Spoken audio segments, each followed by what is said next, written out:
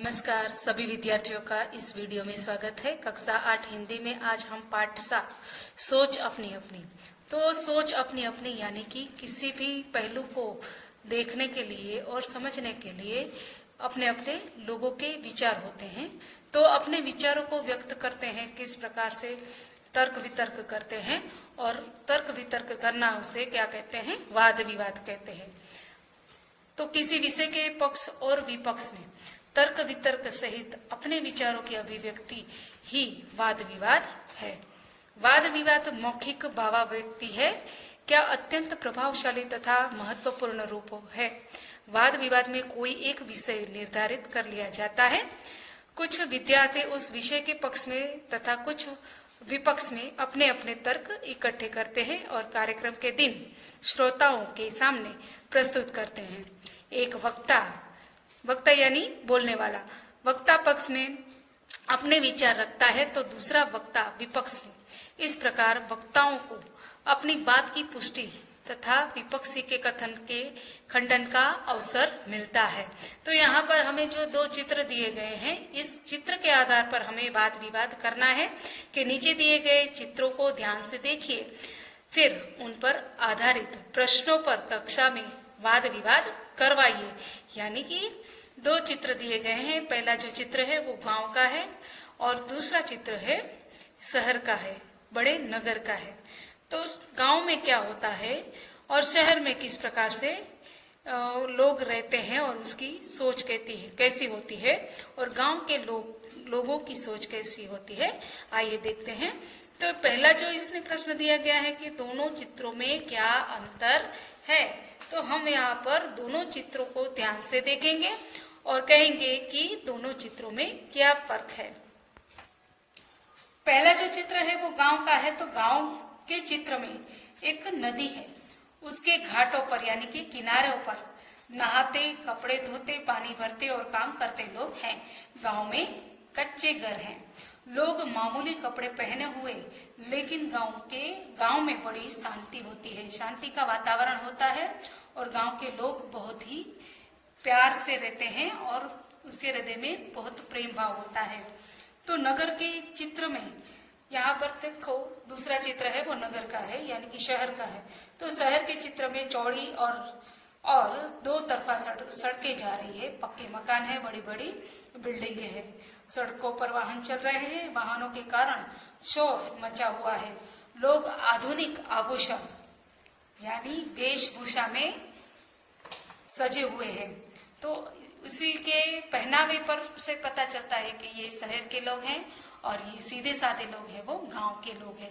अब इसके ऊपर आपको चर्चा करनी है, वाद विवाद करना है। इसके आधार पर जो दूसरा प्रश्न है कि गांव तथा नगर के जीवन में क्या अंतर है और तुम्हें कौन सा रुचिकर लगता है, क्यों। यानी कि आपको इन दोनों में से कौन से गांव में रहना पसंद है या शहर में रहना पसंद है, इस प्रकार का प्रश्न है।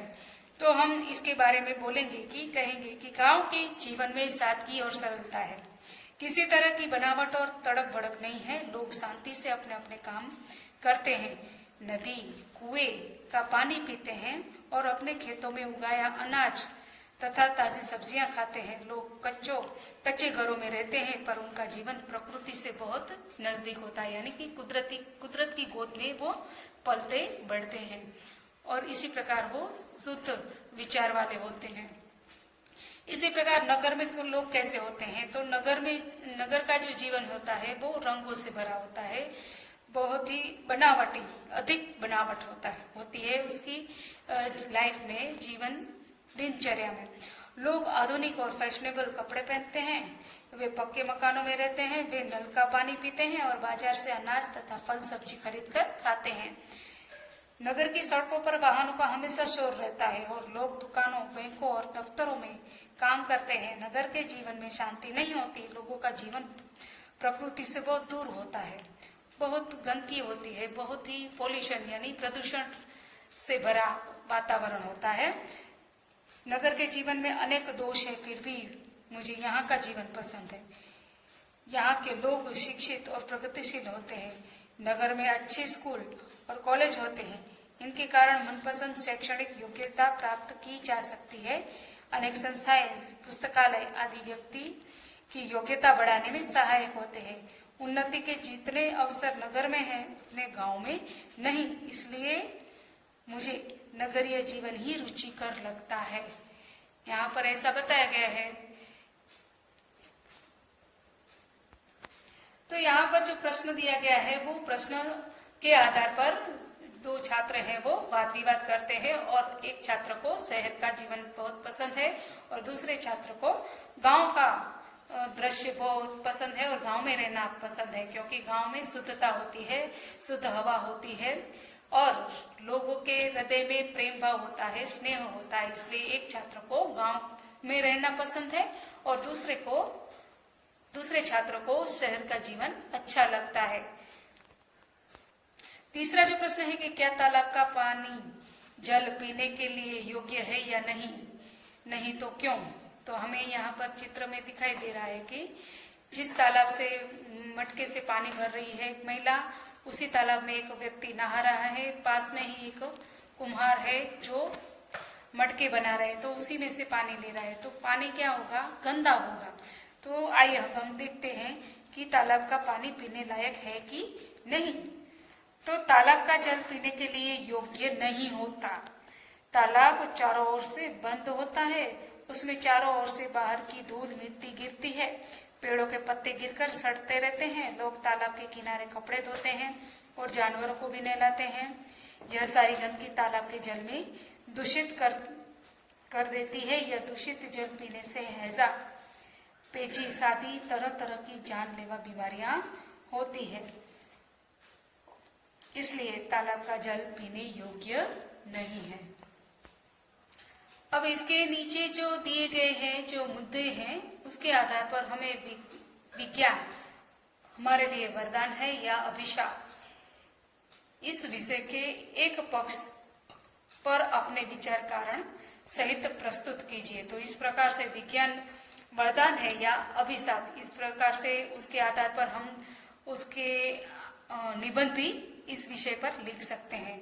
तो अगर आपको निबंध लिखना हो या वाद विवाद करना हो तो किस प्रकार से कर सकते हैं कि प्रत्येक वस्तु के दो पहलू होते हैं, एक पहलू उसकी अच्छाई बताता है तो दूसरे में उसकी बुराइयां दिखाई देती है।